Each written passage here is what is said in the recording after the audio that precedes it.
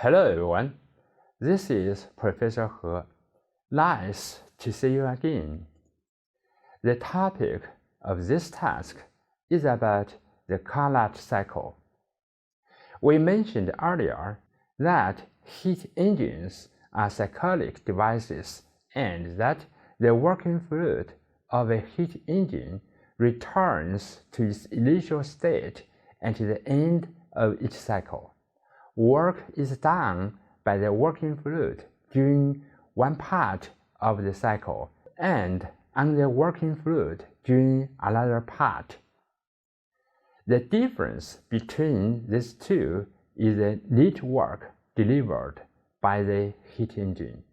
The efficiency of a heat engine cycle greatly depends on how the individual processes that make up the cycle are executed.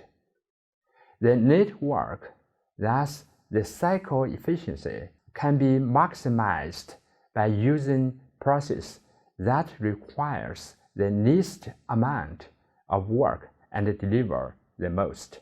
That is, by using reversible process. Therefore, it is no surprise that the most efficient cycles are reversible cycles.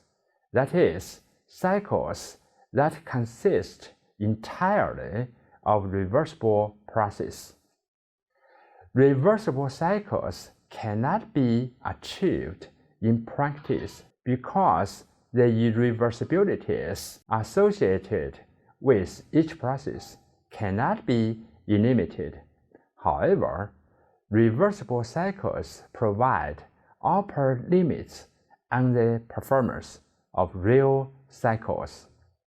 Heat engines and refrigerators that work on reversible cycles serve as models to which actual heat engines and refrigerators can be compared.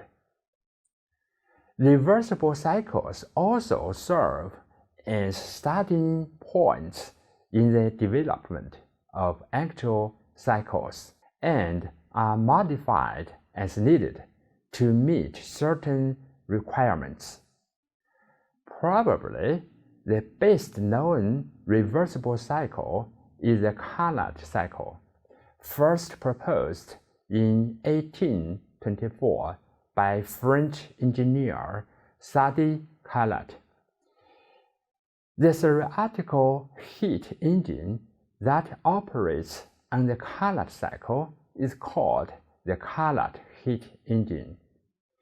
The Carnot cycle is composed of 4 reversible processes, 2 isothermal and 2 adiabatic, and it can be executed either in a closed or a steady flow system.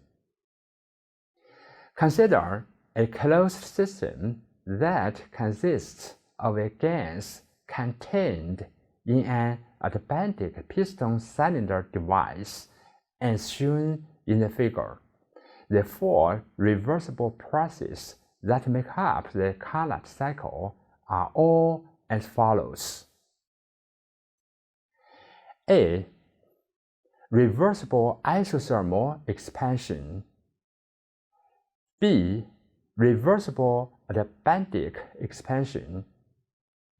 C.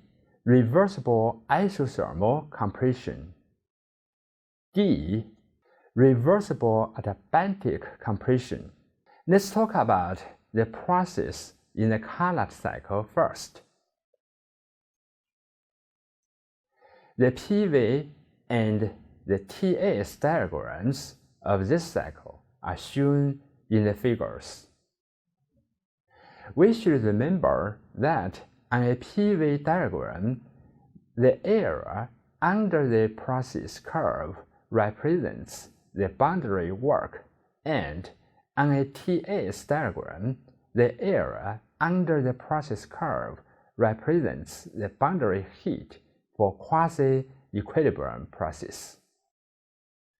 For processes shown in the PV and the TS diagrams, isothermal process A to B, adiabatic expansion process B to C, isothermal process C to D, adiabatic compression process D to A. Based on the definition we have. Now, let's talk about the thermal efficiency for the Carnot cycle. Based on the definition, we have the Carnot efficiency.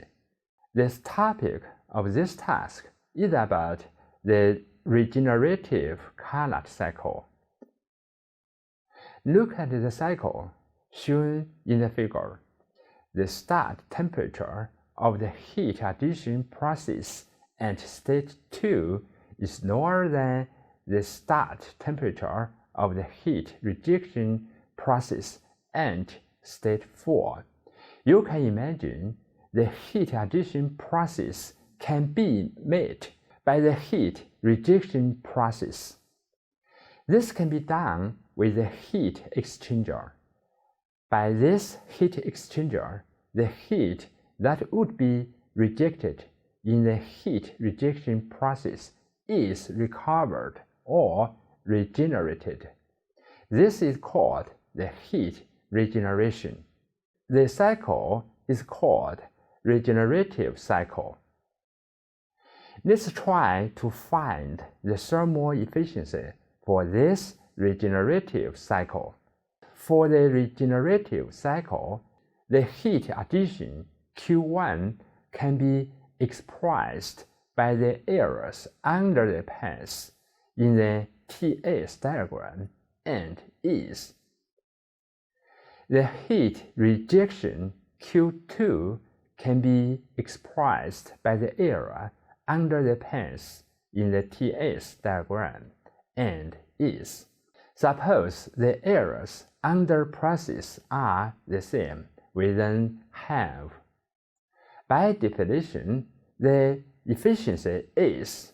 This is same expression as the Carnot efficiency operating in the same temperature limit. Since the regenerative cycle has the same efficiency as the Carnot cycle, it is then called the regenerative Carnot cycle. The topic of this subtask is about the actual cycle and Carnot cycle. The Carnot heat engine is the best known reversible engine. All reversible heat engines operating between these temperature limits have lower efficiencies.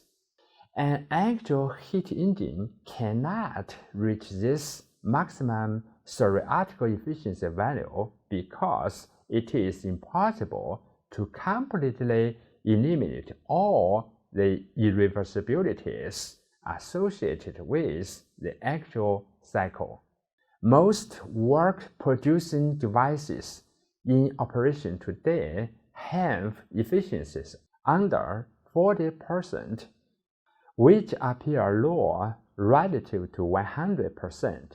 However, when the performance of actual heat engines is assessed, the efficiencies should not be compared to 100%.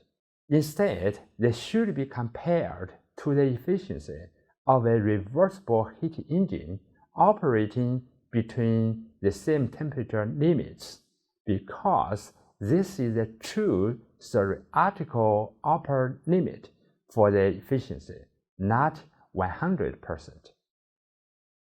The maximum efficiency of a steam power plant is 70% as determined from the Carnot efficiency. Compared with this value, an actual efficiency of 40% does not seem so bad, even though there is still plenty of time for improvement. The thermal efficiency of actual heat engine can be maximized by supplying heat to the engine at the highest possible temperature and rejecting heat from the engine and to the lowest possible temperature. Okay, that's all for this task. Thank you very much, and see you next time.